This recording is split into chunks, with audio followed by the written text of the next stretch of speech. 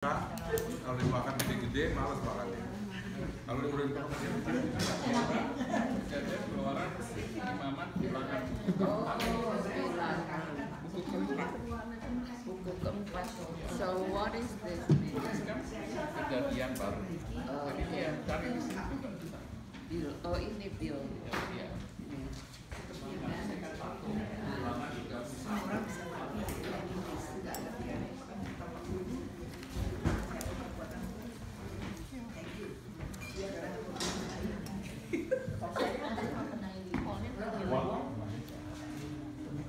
Buat mama mau.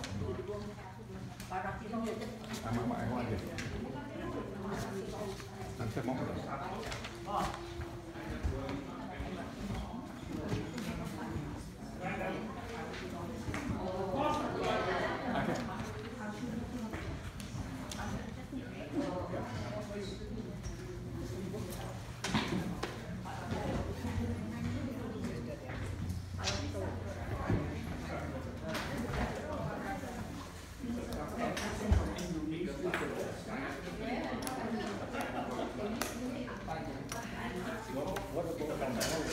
From Holland.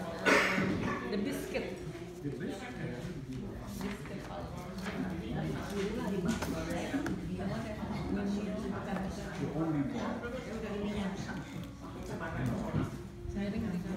Dia ada.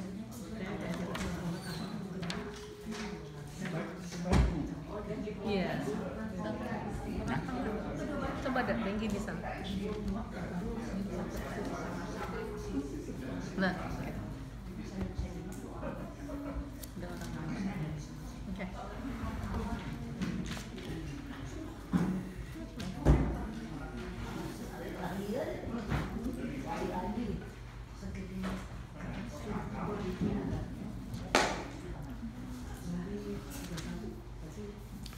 Mari kita membuka kitab Bilangan pasal 31. Please turn your Bible to the book of Numbers chapter 31. Kita akan membaca ayat 25 hingga 54 tapi nggak baca semuanya. We are going to look at verse 25 to verse 54 and of course we're not going to read the whole passage. Kita akan membaca dari ayat 25 hingga ayat 30 saja. And we are going to read from verse 25 to verse 30 only. Mari kita membacanya bersama-sama. Let's read this together. 1, 2, 3. Tuhan berfirman kepada Musa, hitunglah jumlah rampasan yang telah diangkut yang berupa manusia dan hewan. Engkau ini dan Imam Eliasar serta kepala-kepala puak umat itu. Lalu bagi dualah rampasan itu kepada pasukan bersenjata yang telah keluar berperang dan kepada segenap umat yang itu. Dan kau harus mengkhususkan upeti bagi Tuhan dari para prajurit yang keluar bertempur itu, yakni 1 dari setiap 500, baik dari manusia, baik dari lembu, dari keledai, dan dari kambing domba. Dari yang setengah yang telah didapat mereka, haruslah engkau mengambilnya, lalu menyerahkannya kepada Imam Eliasar sebagai persembahan khusus bagi Tuhan. Tetapi dari yang setengah lagi, yang untuk orang Israel lain, haruslah engkau mengambil 1 ambilan dari setiap 50, baik dari manusia, baik dari lembu, dari keledai, dan dari kambing domba, jadi dari segala hewan, lalu menyerahkan semuanya kepada orang Lewi yang memelihara kemah suci Tuhan. Mari kita berdoa, let us pray. Terima kasih Tuhan Yesus, kami boleh datang dan boleh belajar firman-Mu. We thank you Father because we can come to you and now we can study your word. Biarlah Engkau mengajarkannya kepada kami supaya kami mengerti firman-Mu. Please teach us that we may understand your word. Dalam nama Tuhan Yesus kami berdoa. In the name of Jesus we pray. Amen. Amin. Halaman 78, page 78. Selain benda mati, Israel pun mendapatkan jarahan berupa makhluk hidup, yaitu ternak dan manusia. Tambahkan kata manusia. So, besides things, non-living things, Israel also looted living things, cattle, and men. Semua ini adalah berkat besar yang perlu dikelola secara bijak.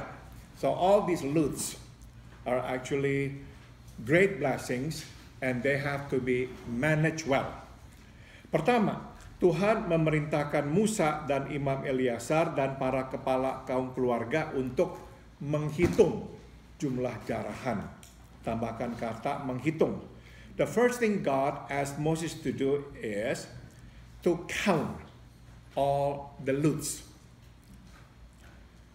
Selanjutnya, Tuhan memerintahkan mereka untuk membagi, tambahkan kata membagi. Rampasan itu menjadi 2 bagian, untuk pasukan yang pergi berperang dan untuk segenap umat. Next, God commands them to divide the loot into 2. One for the soldiers who have gone to war, and the other one is for the people. Jadi ada 2 hal yang Tuhan lakukan. Pertama, menyuruh Israel menghitung jumlah jarahan. Kedua, membaginya. So there are 2 things that God asked them to do. Number 1 is to count the loot. And number 2 is to divide the loot. Nah, saudara, stop di sini. Kita bisa melihat ya bahwa cara kerja Tuhan itu cara kerja yang rapi, ya, dan cara kerja yang juga adil. So we can learn about God here, ya. God does His work well, not messy. That's why He asked them to count.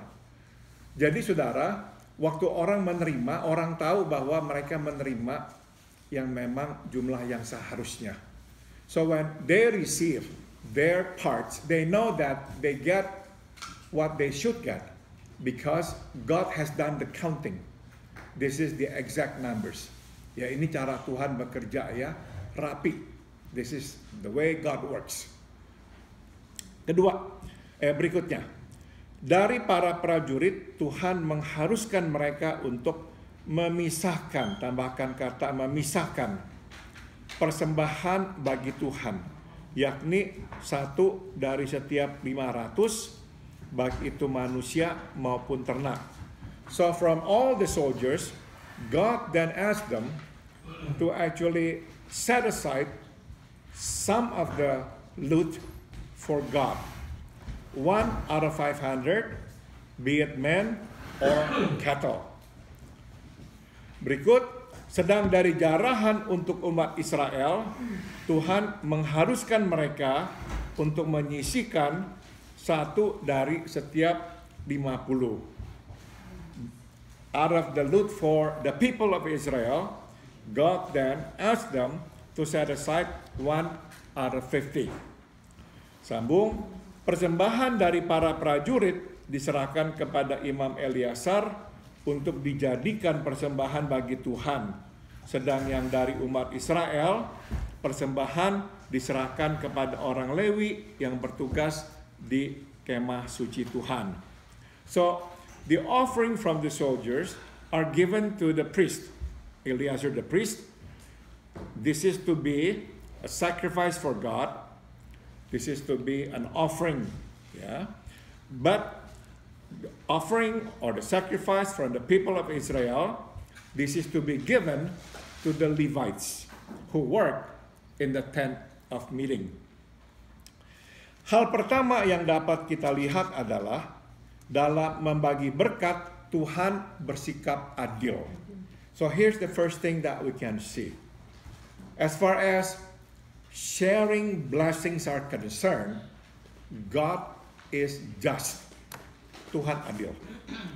Tuhan tidak memberi semua jarahan kepada para prajurit yang berperang. God does not give all the loot to the soldiers who went to war. Tuhan pun tidak memberi semua jarahan kepada umat. But God does not give all the loot to the people of Israel either. So the soldiers have their part, the people have their part. Tuhan membaginya, and God divides them. Tidak bisa tidak, para serdadu merasa diperhatikan dan dihargai oleh Tuhan karena mereka menerima bagian yang khusus. So you see, the soldiers really feel cared for by God and appreciated by Him because they too receive their share. Sudah tentu tujuan Tuhan bukan hanya supaya mereka merasa dihargai oleh Tuhan, tetapi juga oleh manusia. Tambahkan kata manusia. But of course, the purpose is not for them to be like appreciated by God only. But they also feel that they are appreciated by the people they represent. Tuhan tengah mengajarkan umatnya untuk menghargai mereka yang pergi berperang dan berkorban besar. So God is teaching His people to respect, to appreciate those who have gone to war and made the great sacrifice. Stop dulu. Saudara, mungkin saudara pernah mendengar berita-berita ini, akhir-akhir ini, tentara atau dinas tentara mengalami kesulitan mencari rekrut orang yang mau masuk menjadi tentara. Perhaps you have heard the more recent news that all the forces have had a hard time finding new recruits. Artinya saudara, makin hari makin sedikit orang yang mau menjadi tentara. So the fact is, less and less people now want to sign up to become or want to enlist to become part of the armed forces. Saudara, salah satu ya saya kira penyebabnya adalah karena memang banyak yang merasa mereka kurang dihargai. I'm sure there are many reasons for that, but I think one of the reasons is that I think many of them feel that they're not appreciated. Saudara mungkin pernah mendengar perawatan medis bagi para veteran, ya, di rumah sakit veteran. Saudara mungkin pernah baca pelayanan di rumah sakit veteran itu tidak begitu baik. Orang mesti menunggu lama sekali baru bisa mendapatkan perawatan yang mereka butuhkan. For example, maybe you have heard this news too. A lot of veterans have difficulty actually getting the treatment that they need. So when they signed up for treatment, they have to wait for a long time before they are seen by the physicians. Because the veteran hospital said, well, we are swamped. There are so many patients, we don't have enough staff, so we can only do this and this much. Jadi saudara-saudara, nggak bisa enggak ya. Sewaktu orang sudah berkorban begitu besar, tapi kok merasa diri tidak dihargai, akhirnya merasa tidak adil. So you see, this is what happens after they make great sacrifice of their lives. And then they feel like they're not appreciated. Nobody really cares about them. So why should they go to war? Nah, yang paling buruk adalah, mungkin saudara tahu yang sudah ada di Amerika sudah lama, yaitu veteran perang Vietnam. Mereka pulang perang Vietnam, saudara, bukannya disambut, disambiti, dihina, dikata-katai. Yeah, perhaps you have heard this. Those who have gone to war during the Vietnam War, upon return, they were not welcome. They are not appreciated. The other way around.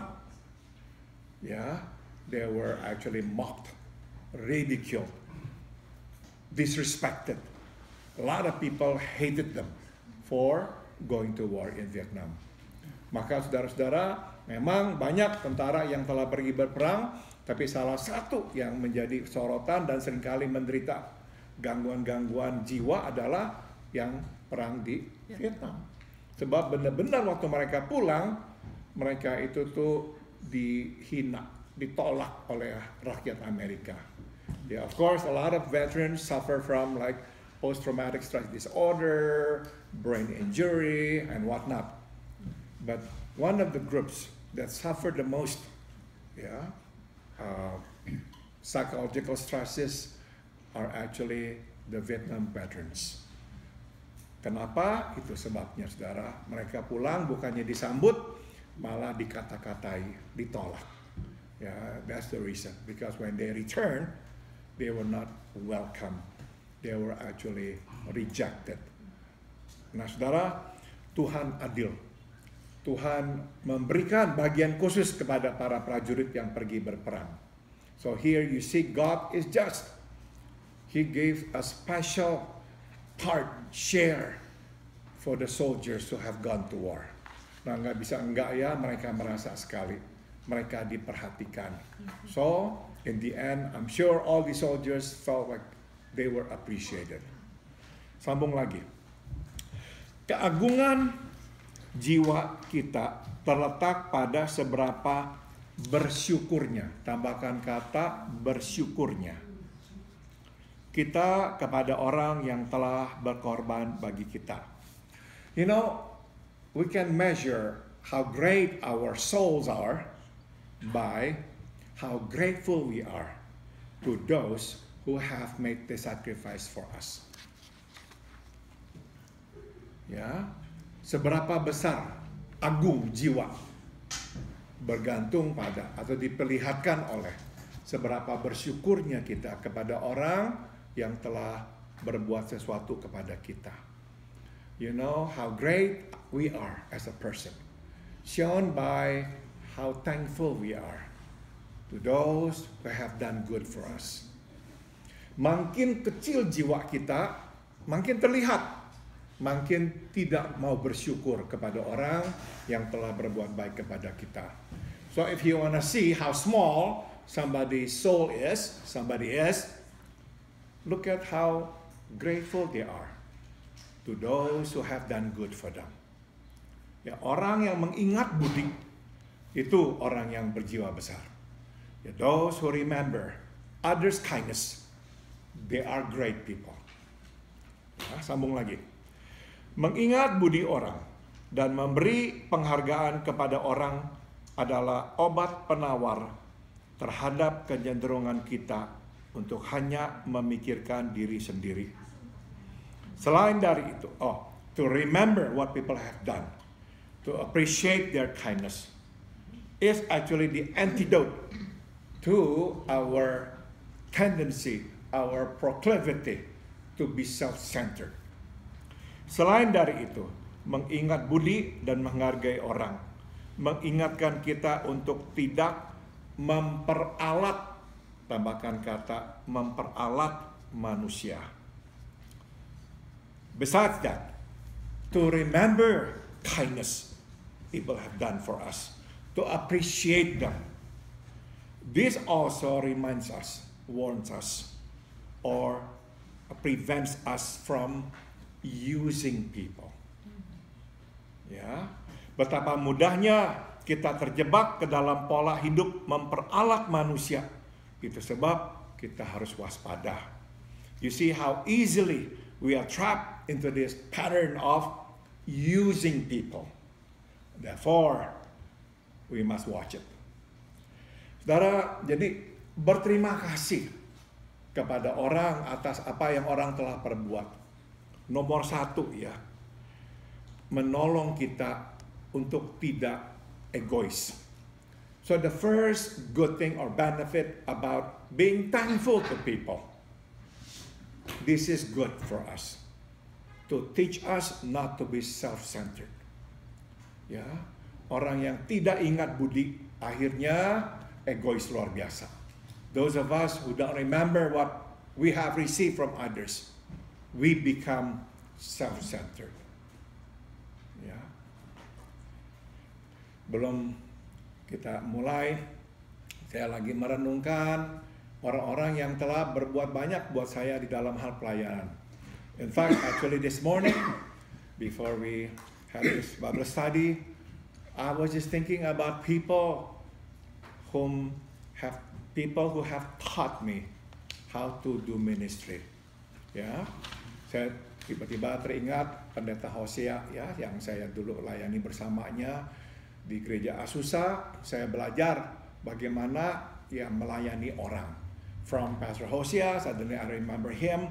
I learned how to care for people. Saya juga ingat Pendeta John Lim yang memulai gereja ini, saya melihat dia juga selalu ya melayani orang. I also learned from Pastor John Lim who started this church to serve others.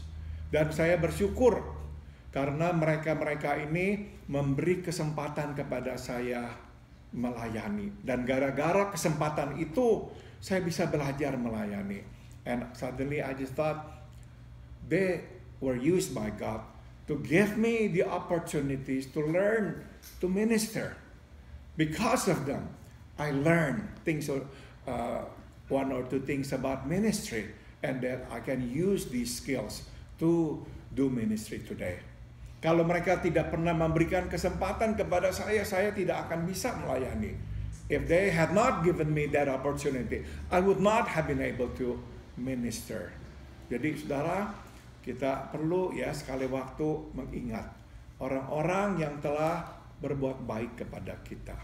Dan gara-gara mereka maka kita menjadi seperti apa adanya hari ini. So from time to time, open our books and remember those who have done good to us and for us. And thank them. Thank God for them too. Because of them, we can be as we are. Dan saudara, dengan kita mengingat kebaikan orang, kita belajar untuk tidak memperalat orang. Sebab kalau tidak, besar sekali kecenderungan kita memperalat manusia. And secondly, we need to always discipline ourselves to thank people because we need to guard against our tendency to use people. Saudara, betapa mudahnya kita ini terjebak ke dalam pola memperalat manusia. Ya, we must remember how easy it is for us to be caught in this pattern of using people. Akhirnya saudara, kita hanya baik sama orang kalau orang itu bermanfaat bagi kita. In the end, this is what we often do. We are only good to people if we think that it is useful. This person can give us some kind of benefit. Dan akhirnya kita begini, kalau orang ini tidak ada gunanya buat kita, kita juga nggak mau deket-deket apalagi baik kepada dia.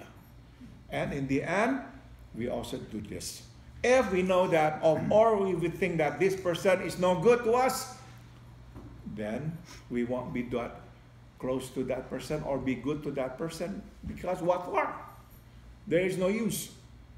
Nah, jadi disiplin diri kita untuk berterima kasih. So we must discipline ourselves to remember kindness that people have shown to us and appreciate them. Sambung lagi. Hal kedua yang dapat kita pelajari adalah Tuhan memperhatikan para hamba-Nya. Second thing we can learn is that God cares for His servants. Persembahan dari para serdadu diberikan kepada Tuhan sebagai korban, sedang persembahan dari umat diserahkan kepada orang Lewi yang melayani di kemah suci. So you see the offering from the soldiers given to God as sacrifice. But offering from the people of Israel given to the Levites who serve God in the tent of meeting. Nah, ini pelajarannya ya.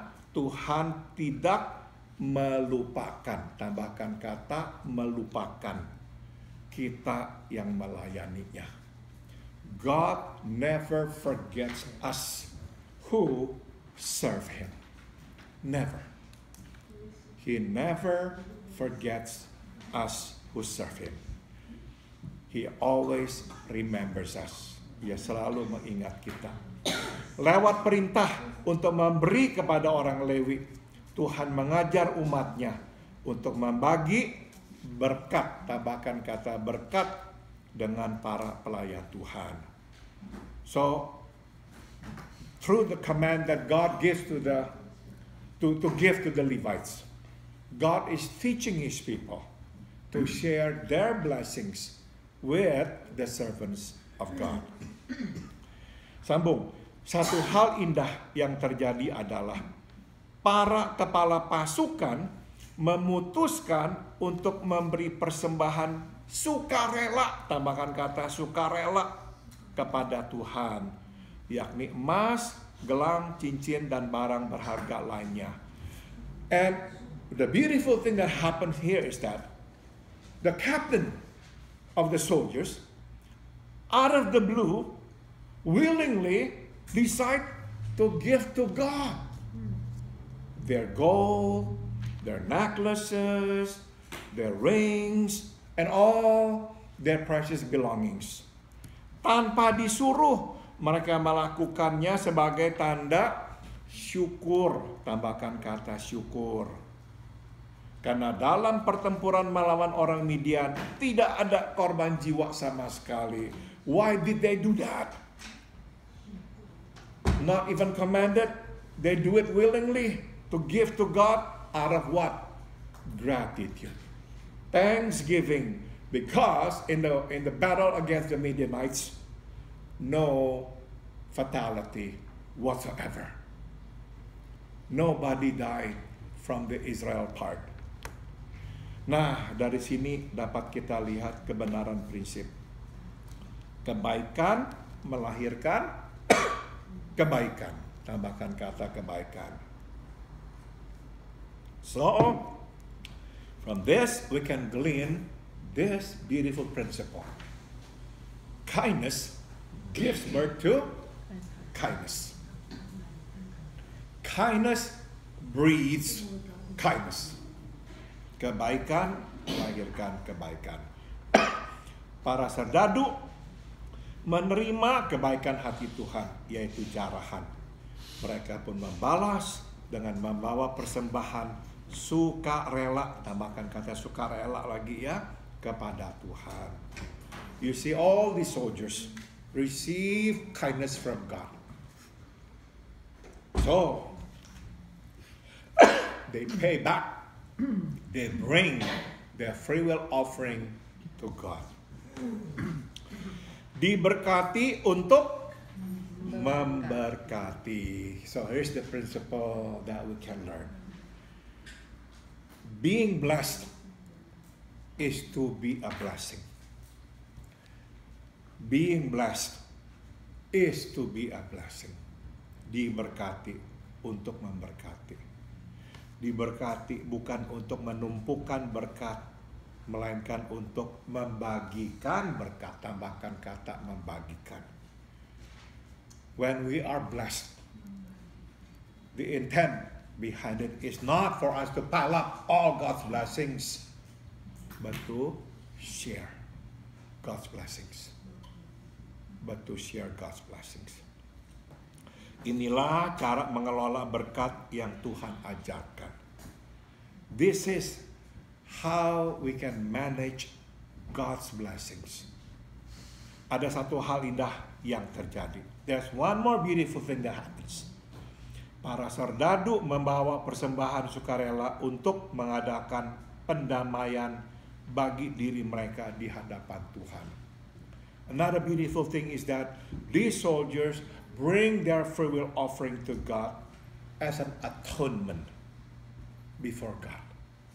Singkat kata, bukan saja mereka merasa bersyukur, mereka pun merasa bersalah. Tambahkan kata bersalah. So we can say, not only do they feel grateful to God, but they also feel sinful before God. Sinful. Menarik ya saudara ya. Bukan saja mereka bersyukur loh. Mereka merasa diri mereka itu kotor. Maka mereka mau membawa persembahan sebagai pendamaian, penebusan. So when they bring their offering not only as a thanksgiving token to God, but as an atonement sacrifice. Because they suddenly feel dirty, guilty, awful, sinful. Mereka merasa berdosa dan layak menerima hukuman. Itu sebab mereka memohon pengampunan lewat persembahan. They feel convicted. They feel they deserve to be punished.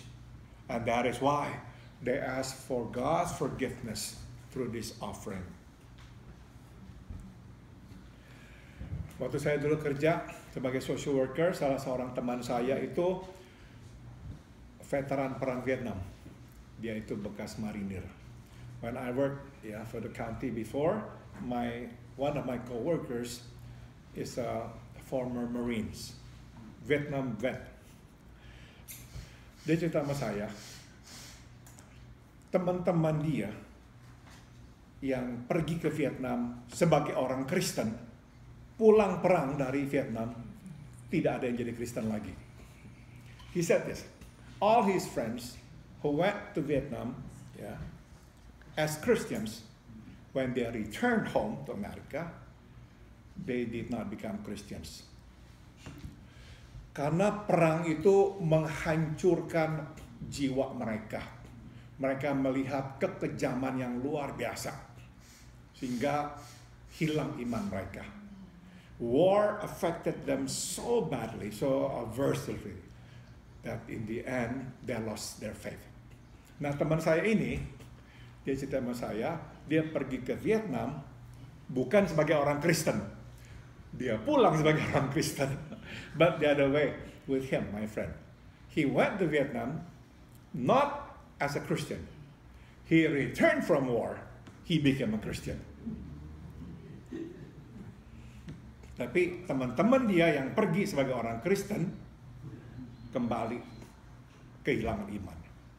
But those friends of his who went to Vietnam as Christians lost their faith. Nah, dia cerita sama saya. Dia pernah dengan teman-temannya itu perang, pertempuran. Kemudian setelah itu mereka menembak, membunuh orang-orang musuh mereka. Nah, mereka ambil foto. Ambil foto adalah dengan sepertinya itu sedang memakan tubuh orang-orang yang mereka sudah bunuh itu. Jadi mereka ambil foto, ada bagian-bagian badan musuh yang mereka potong, kemudian difoto. It was a gross picture. He said after they won a battle, what he did was he and his friends like show people through the pictures that they have actually defeated their enemy, and so they took pictures with these bodies that they have killed. Dan saya ingat juga seorang pasien yang pernah saya layani di rumah sakit di mana saya kerja dulu. Dia juga bekas veteran perang. Dia cerita sama saya suatu hari setelah mereka mendengar berita teman-teman mereka baru saja kalah perang, dipukul oleh tentara Vietcong. Mereka marah sekali. Mereka langsung seret tawanan-tawanan orang Vietnam. Mereka ikat.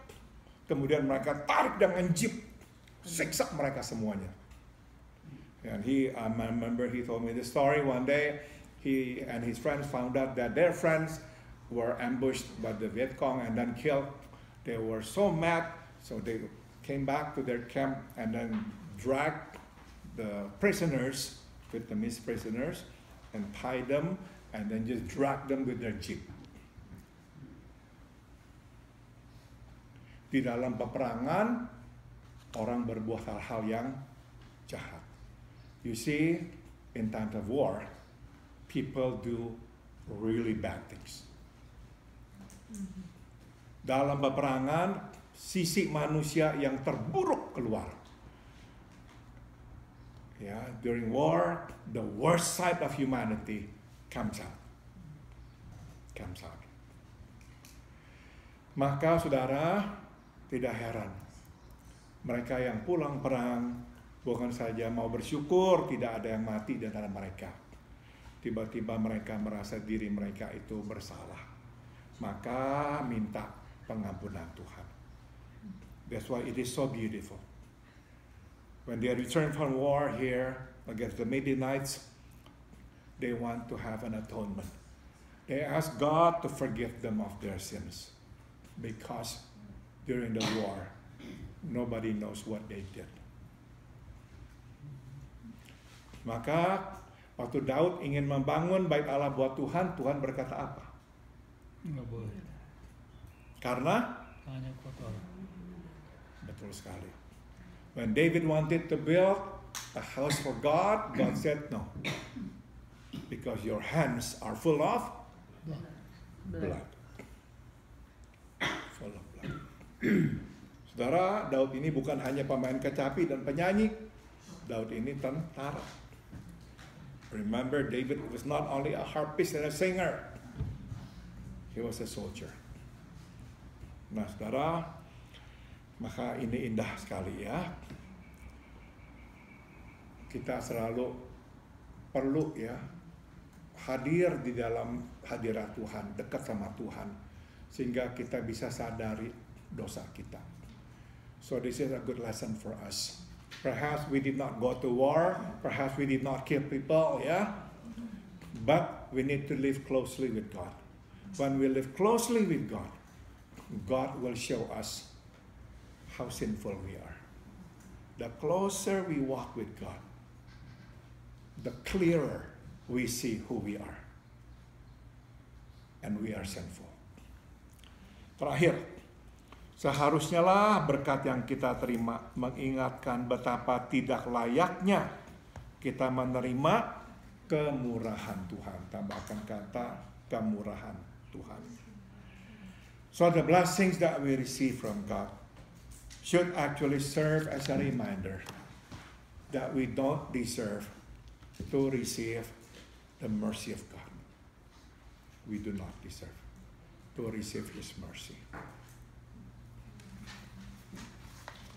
Oke, saya sudah selesai. Apakah ada yang mau bertanya atau berkomentar? Itu yang captain yang kasih emas yang ada itu kasih ke Tuhan, habis diapain tuh? Oh, kebanyakan kalau emas dibakar, Bikin dibuat seperti buat nanti di kemah pertemuan di Bait Allah.